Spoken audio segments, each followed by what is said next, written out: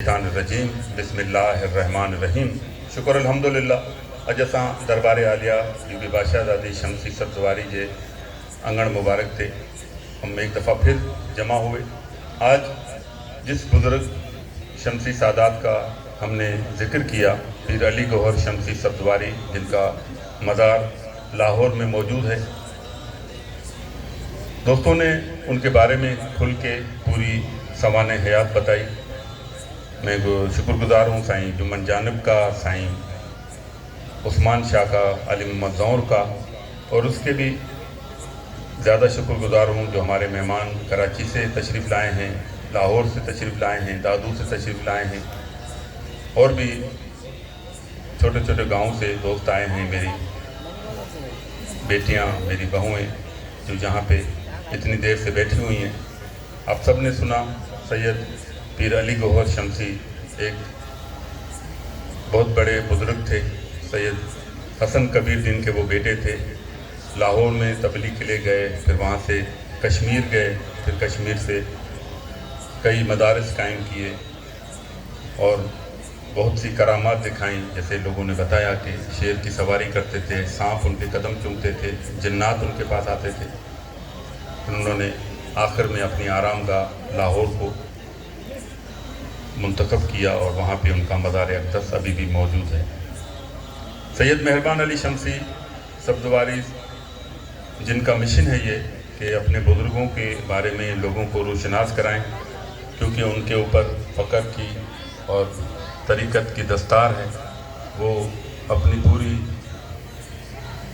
پورا ہفتہ محنت کرتے ہیں اور پھر ہر ہفتے یہاں پہ پروگرام ارینج کرتے ہیں کہ کسی نہ کسی بزرگ کو ہم ان کے سامنے انٹروڈیوس کریں، ان کے بارے میں معلومات فراہم کریں، تاکہ اسی سادات کے بارے میں جو چیزیں لوگوں کو اب یاد نہیں ہیں تو ہم ان کو دوبارہ لوگوں کے ہوش گزار کریں اور ان کا پیغام آپ تک پہنچائیں۔ میں بے حد شکر گزار ہوں ہمارے دربار عالیہ پہ جو پڑھنے والے، گنان پڑھنے والے دوست آتے ہیں، اسپیشلی ہمارے جو سینئر ہیں اور جو جونیئر ابھی ہم کو جوائن کیا ہے، وہ بہت ہی عزت و احترام سے محنت کر کے ہر ہفتے ڈیوٹی دیتے ہیں۔ میں بہت شکر گزار ہوں میری بچیوں کا، جو کہ ہر ہفتے محنت کر کے یہاں پہ ڈیوٹی پیش کرتے ہیں۔ جیسا کہ ہم اہل بیت علیہ السلام کے ماننے والے سوگ کرتے ہیں مولا امام حسین کا، پہلی محرم سے شروع ہوتا ہے اور وہ 8 ربیع الاول تک چلتا رہتا ہے، مختلف پروگرام ہوتے رہتے ہیں۔ اب یہ ہمارا جو جمعہ ہے یہ 8 ربیع الاول سے پہلے ہے، اس ہفتے میں آنے والے میں 8 ربیع الاول گزر جائے گی۔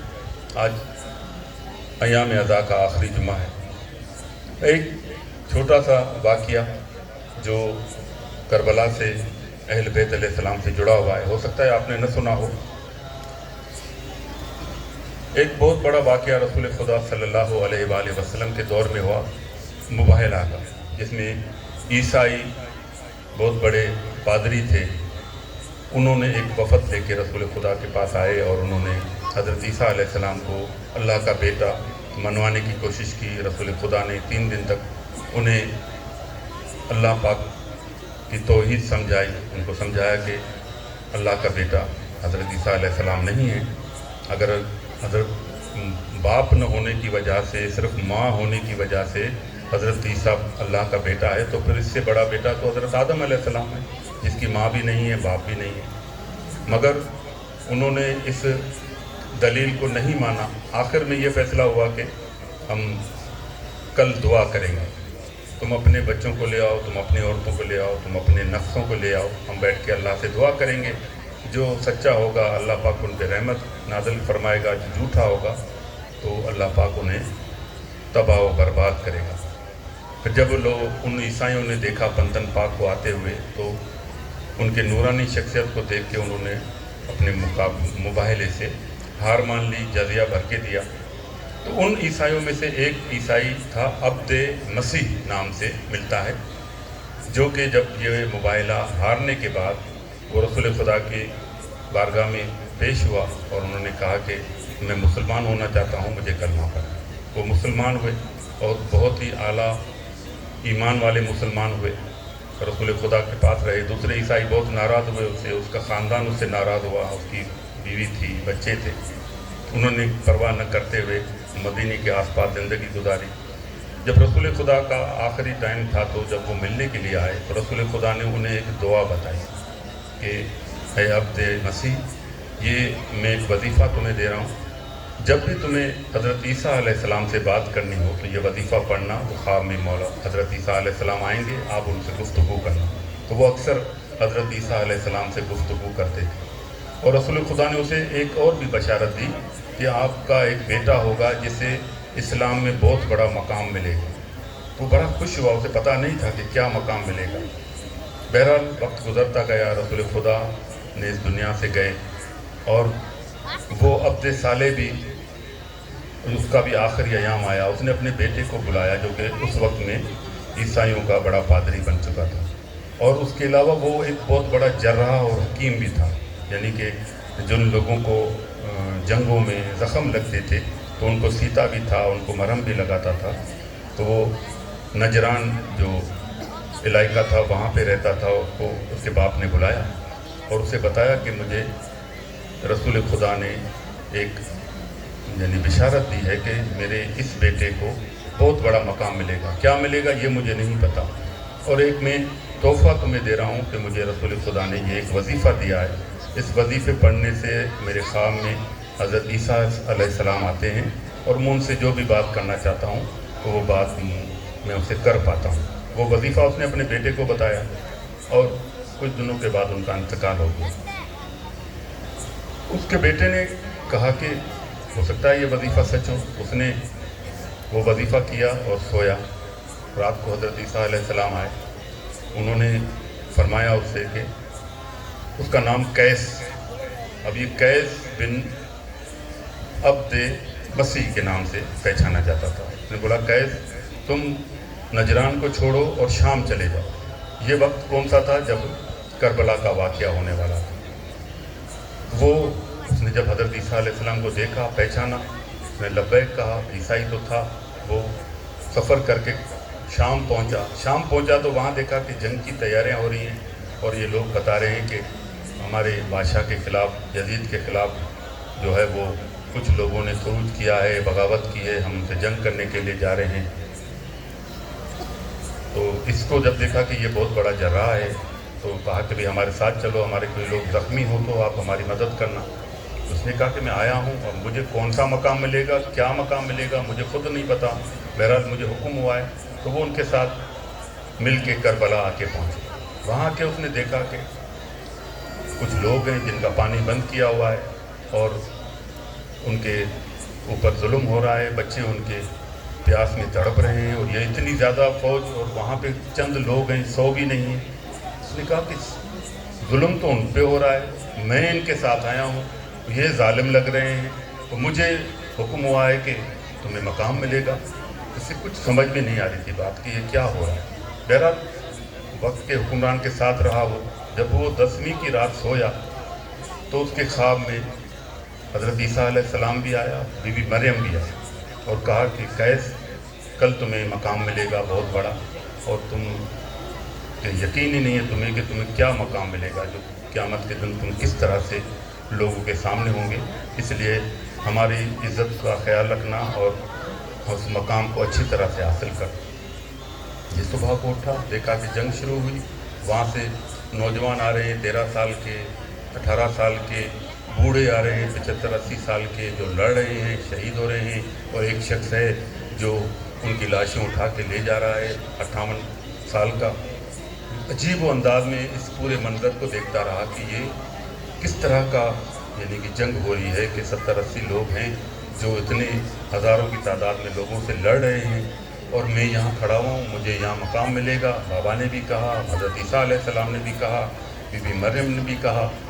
चलते चलते दिन पूरा हुआ। उसने देखा कि अकेला एक शख्स बचा है जो कि जंग करता है। आखिर में तीर इतने लगते हैं, वो गुलजना से घोड़े से गिरता है नीचे, तीरों पे मुनक्का रहता है, अपना सर सजदे में रख देता है। तब जब ये मरहला आता है तो वहाँ पे उमर बिन साद ने कहा कि इसका सर काटो, हम सर लेके जाएंगे। तो काफ़ी लोग जो वहाँ पे खड़े हुए थे तो सर काटने के लिए वो राज़ी नहीं हो रहे थे, कोई इसको कह रहा था, कोई इसको कह रहा था।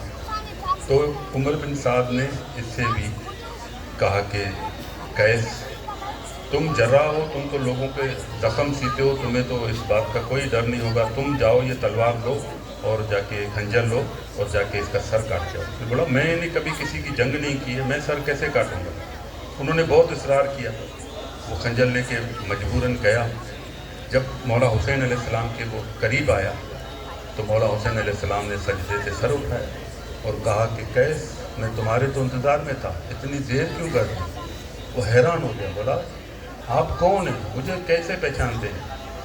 बोला मैं नबी हज़रत मोहम्मद मुस्तफ़ा का बेटा हूँ और मैं तुम्हें जानता हूँ, मैं तुम्हारे बाप को भी जानता हूँ, मुझे ये भी पता है कि रात को बीवी मरियम और बीवी हज़रत ईसा अलैहिस्सलाम तुम्हारे ख्वाब में आए हैं, उन्होंने तुम्हें क्या कहा है ये वो भी मैं जानता हूँ। तुम्हें बहुत बड़ा मकाम मिलेगा और तुम यहाँ पे मेरी तरफ से लड़ते हुए शहीद हो गए। तब इसके बाल रोंगटे खड़े हो गए। इसने इधर उधर देखा तो कहीं किसी इमाम हुसैन के किसी साथी की तलवार पड़ी थी, उसने तलवार उठाई, नाराए तकबीर लगाया, मुसलमान हुआ। उसी वक्त मौला हुसैन के कहने पे और जंग की और मौला हुसैन से पहले उसने शहादत नसीब की। तो बताने का ये वाक़या कि करबला के शहीदों का, करबला की इस जंग का लोगों को पता ही नहीं है कि कितना बड़ा मकाम है और क्या क़यामत में इन लोगों किस मर्तबे पे होंगे। तो हम बहुत शुक्रगुज़ार हैं आप सबके कि आप लोग आते हैं, अहले बैत अलैहिस्सलाम की बातें सुनते हैं और उनसे यकीनन आपकी इस्लाह होती होगी। अल्लाह पाक से दुआ है मौला पंतन पाक के सदके आप लोग जो भी यहाँ बैठे हैं, अल्लाह पाक आपकी सारी दुआएं कबूल फरमाए, आपकी रोज़ी रिज़्क़ में बरकत अता फरमाए। अल्लाह पाक सारी परेशानियाँ, सारे गम, सारे बीमारी घरों में जो भी हों अल्लाह पाक अलैहिस्सलाम के सदके ख़त्म फरमाए। आपसे जो मेरा सगीरा ज़िंदगी में दानिस्ता या हुए हैं अल्लाह पाक बंतन पाक के सदके वो बख्श फरमाए। आपको ज़िंदगी में कोई तकलीफ़ ना हो, आप हमेशा खुश रहें, अहले बैत अलैहिस्सलाम से सच्चा प्यार करें और इंशाअल्लाह ताला हमारी दुआ है कि आप हमेशा अहले बैत अलैहिस्सलाम से सच्ची मोहब्बत करते हुए दुनिया से जाएंगे। आपको मौला अली अलैहिस्सलाम से सच्ची मोहब्बत होगी। गम अगर कोई अल्लाह पाक दे तो मौला हुसैन के गम के सिवा कोई न दे हमें। और मैं एक दफ़ा फिर आप सबका बहुत शुक्रगुज़ार हूँ, मेरे मेहमानों का शुक्रगुज़ार हूँ। आप सब तशरीफ़ रखें। एक हमारा एक बहुत ही बुज़ुर्ग बड़ी उम्र का कसीदे खान है, वो आपको कसीदा सुनाएगा और मैं नियाज़ आपके लिए तैयार कर रहा हूँ ताकि आप सबको नियाज़ पेश करूँ। आप सबका एक दफ़ा बहुत शुक्रिया।